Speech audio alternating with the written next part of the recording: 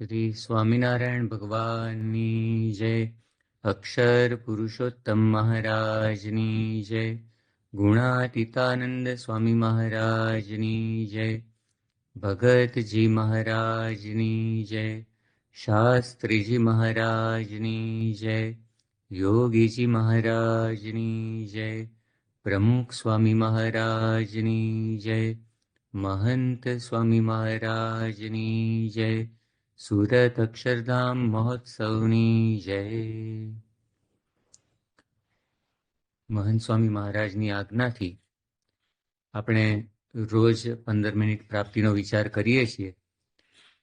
એમાં આગળ પરમહંસોના કાવ્યો દ્વારા આ પ્રાપ્તિનો વિચાર એ વિષય અંતર્ગત મહારાજના કવિ પરમહંસોમાં સંપ્રદાયના જેને આપણે આદિ કવિ કહી શકીએ એવા સદગુરુ મુક્તાનંદ સ્વામીની વાત જોઈ હતી.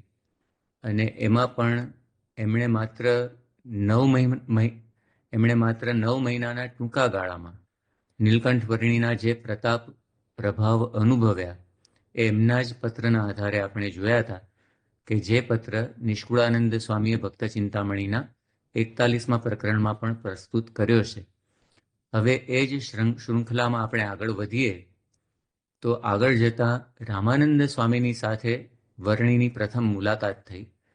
રામાનંદ સ્વામીએ વર્ણિને દીક્ષા આપી અને એના 1 વર્ષ પછી ધર્મધુરા પણ સોંપી અને ટૂંક સમયમાં જ ગુરુ રામાનંદ સ્વામીનો અક્ષરવાસ થયો. અહીંયા વિચારવા જેવું એ પણ એક છે કે એ સમયે મહારાજથી 23 વર્ષે મોટા એવા મુક્તાનંદ સ્વામીએ વર્ણિને એટલે કે મહારાજને પોતાના ગુરુ તરીકે સ્વીકાર્યા અને મહારાજની આજ્ઞાથી કચ્છમાં પોતે વિચરણ કરવા માટે પણ ગયા.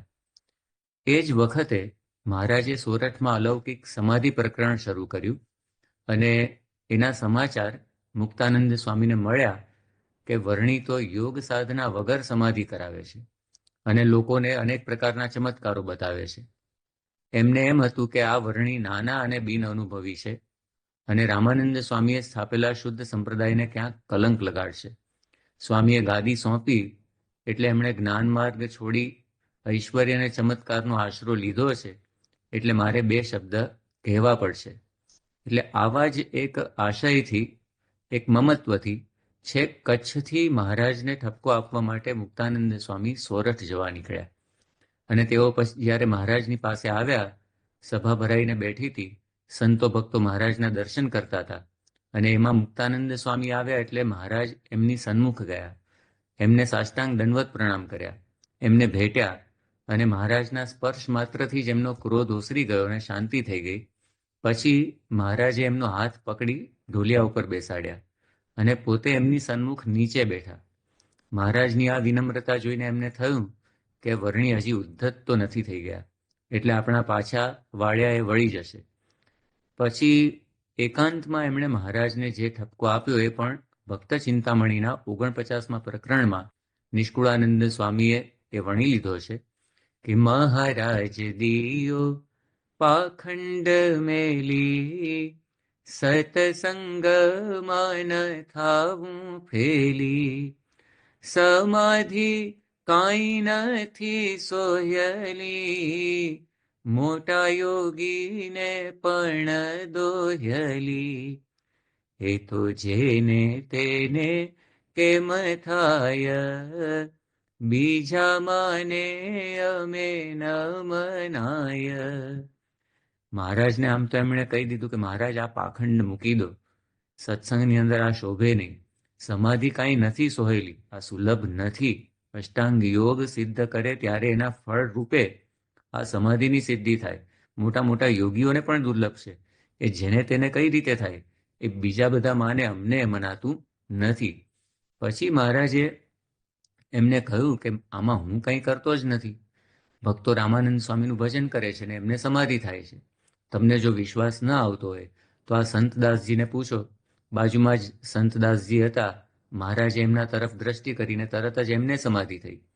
મુક્તાનંદ સ્વામી પોતે નાડી પરીક્ષક એટલે એમણે નાડી જોઈ તો સંતદાસજીની નાડી તો ચાલતી હતી, તો એમણે ઉઠાડવા માટે પ્રયત્ન કર્યો પણ ઉઠાડી જ ના શક્યા. પછી મહારાજે એમના કાનમાં મંત્ર કહ્યો અને તરત જ જાગ્યા.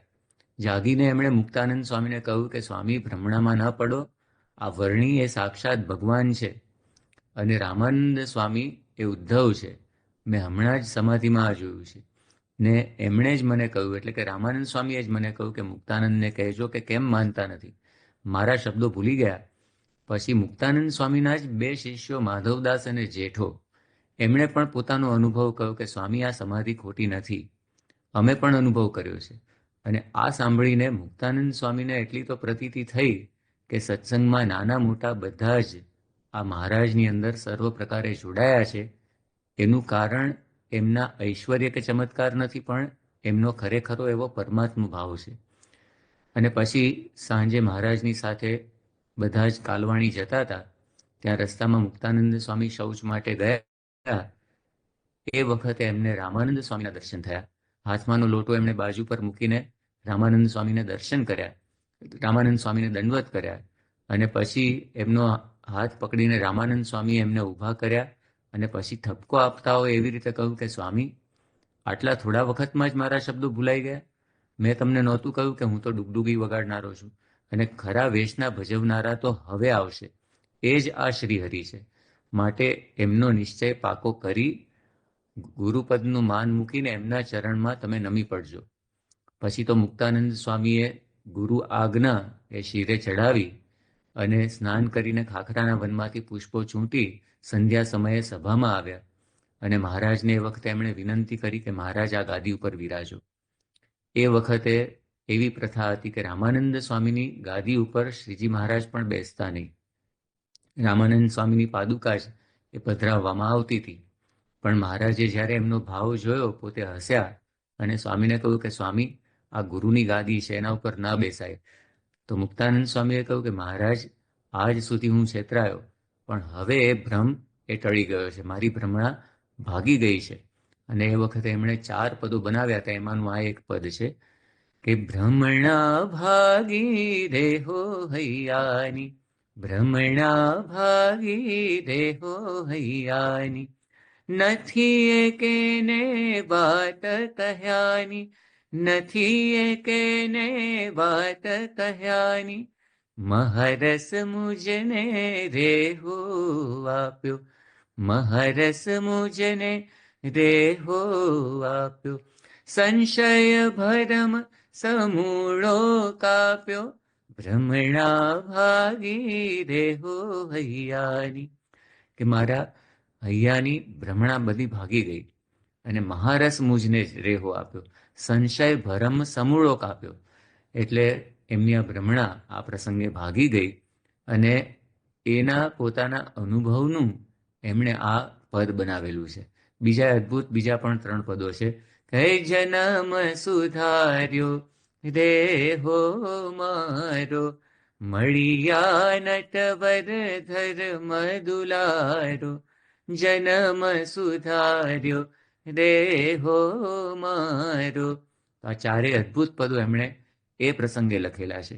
એટલે આપણને જોવા મળે કે આ પરમહંસોના કાવ્યો એ કેવળ કલ્પનાથી લખાયેલ કાવ્યો નથી, પણ એની અંદર એમની પ્રતીતિનો રણકાર છે. એમણે કરેલી સાધનાનો નિષ્કર્ષ એ આપણને એની અંદર જોવા મળે છે. આમ મુક્તાનંદ સ્વામીનો વિચાર કરીએ તો ગઈ વખતે આપણે જોયું હતું કે રામાનંદ સ્વામી ઉપર એમણે જે પત્ર લખ્યો હતો એમાં મુક્તાનંદ સ્વામીએ છેલ્લે લખ્યું છે કે એના ચરિત્ર જોઈને અમે જાણું દ્રઢતા જોવા આવ્યા તમે. કે એમના ચરિત્ર જોઈને અમને એવું લાગે છે કે હે રામાનંદ સ્વામી, આપ જ અમારી દ્રઢતા જોવા ના આવ્યા હો જાણે. તો લોજમાં મહારાજ એમની સાથે 9 મહિના રહ્યા તો એ વખતે મહારાજમાં એવો એમને પ્રતાપ, એવો પ્રભાવ એમને જોવા મળ્યો કે ગુરુ રામાનંદ સ્વામીના દર્શન મહારાજની મૂર્તિમાં થયા. પછી જ્યારે મહારાજે આવું સમાધિ પ્રકરણ શરૂ કર્યું કે જે શરૂઆતમાં એમને ન મનાયું ને પાખંડ જેવું લાગ્યું, પણ પછી રામાનંદ સ્વામીએ દર્શન આપ્યા એટલે એમણે ગાયું કે ભ્રમણા ભાગી રેહો હૈયાની, અને મહારાજના ભગવાનપણાનો એમને નિશ્ચય થયો. આ નિશ્ચયના મૂળમાં થોડું આપણે તપાસીએ તો એમણે અને પર્વતભાઈએ એવો નિશ્ચય કર્યો હતો કે હથેળીમાં કોઈ ભગવાન બતાવે તો પણ રામાનંદ સ્વામી સિવાય બીજા કોઈને ભગવાન ન માનવા. એટલે ગુરુ રામાનંદ સ્વામીમાં ભગવાનપણાના ભાવથી પોતે જોડાયા હતા, એટલે એમનામાં સંપૂર્ણ વિશ્વાસ હતો. તો ભલે શરૂઆતમાં એમને શંકા ગઈ કે આ નવા વર્ણી ચમત્કારો દેખાડીને સત્સંગ ચૂંથી નાખશે, પણ અંતે રામાનંદ સ્વામીમાં વિશ્વાસ હતો તો એમના વચને મહારાજના ભગવાનપણાનો નિશ્ચય એમને થઈ ગયો. એવી જ રીતે આપણને પણ મહારાજ અને ગુરુ પરંપરાના વચનોમાં યથાર્થ વિશ્વાસ હોય તો મહંત સ્વામી મહારાજનું સ્વરૂપ પણ યથાર્થ સમજાય. જેમ રામાનંદ સ્વામીએ દર્શન આપીને મુક્તાનંદ સ્વામીને મહારાજનું સ્વરૂપ સમજાવ્યું, એવી જ રીતે યોગીજી મહારાજે અનેક વાર અને પ્રમુખ સ્વામી મહારાજે પણ પત્ર લખીને મહંત સ્વામી મહારાજનું સ્વરૂપ આપણને સૌને સમજાવ્યું છે. એટલે જ અહીંયા પણ મુક્તાનંદ સ્વામીના પદની પંક્તિ સાર્થક છે. કયું પદ? તો હે મેલ મન તાણ ગ્રહી વચન ગુરુદેવનું, વચન ગુરુદેવનું સેવતું રૂપ એ શુદ્ધ સાચું. મન મત થઈને તું કોટી સાધન કરે, સદગુરુ શબ્દ વીણ સર્વે કાચું. હે મેલ મન તાણ. તો અહીંયા મુક્તાનંદ સ્વામી આપણને સમજાવે છે કે હે મન, તું તાણ મૂકી દે, આગ્રહ તારો મૂકી દે. ગ્રહી વચન ગુરુદેવનું, ગુરુના વચનમાં તું વિશ્વાસ રાખ, એ જ ગ્રહણ કર. મનમત્ત થઈને તું કોટી સાધન કરે, સદગુરુ શબ્દ વીણ સર્વે કાચું. મન ધાર્યા તું ગમે તેટલા સાધન કરીશ, પણ જો સદગુરુના વચનમાં વિશ્વાસ લાવ્યા વિના એ બધું કરીશ મનનું ધાર્યું, તો બધું કાચું છે, કંઈ પણ હાથમાં નહીં આવે. એટલે મનના કૃત્ય તે મિથ્યા જાણીતા જ્યાં. મન પણ અમન થઈ મળ્યું ત્યારે પોતાનો અનુભવ કહે છે મુક્તાનંદ સ્વામી કે મનના કૃત્ય એટલે કે મનના સંકલ્પ વિકલ્પ, મનથી પોતે જે નક્કી કરી દીધું હોય એ બધું ખોટું જાણીને પોતે વર્ત્યા તો મન પણ અમન થઈ ગયું.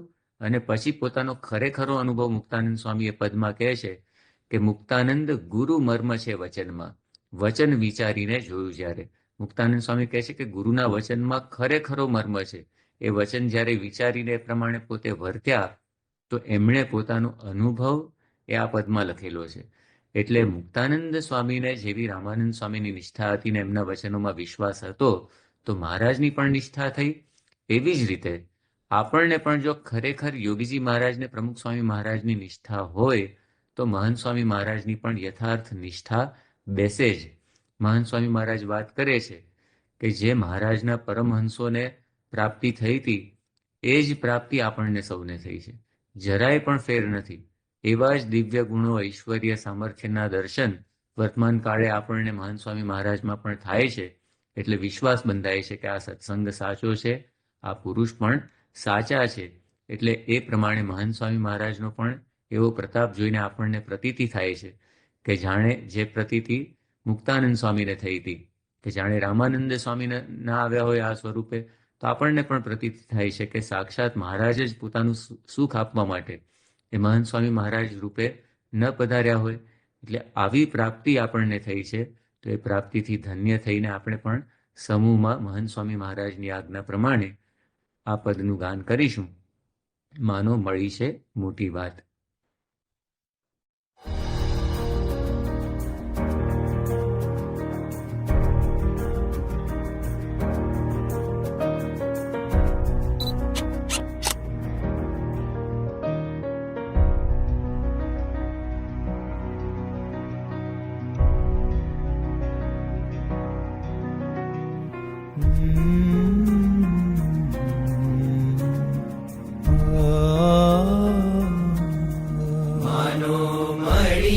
મોટી વાત હાથ આવી તે મહાર જોરે, કરી જતન દિવસ રાત સુતા બેઠા સંભાર જોરે. સાચો મળ્યો છે સત્સંગ અંગે અચડ કરી રાખ જોરે. રખે ચડે બીજાનો રંગ એવો દાપણ દોર નાખ જોરે.